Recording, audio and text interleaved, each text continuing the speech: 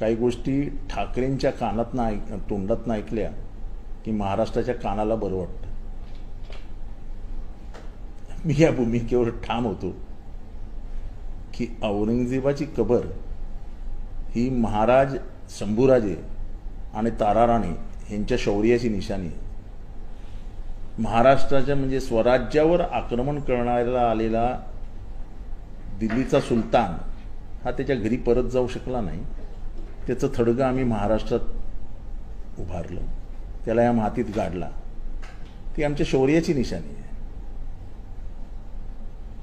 अफजल खान हा आमच्यातल्याच हिंदूंमधल्याच कृष्णा भास्कर कुलकर्ण्याला हाताशी धरला, नारो कुलकर्ण्याला हाताशी धरला आणि महाराजांवरती चाल करून आला. अतिशय गुप्त पद्धतीने महाराजांची हत्या करण्याचा विचार त्याचा होता.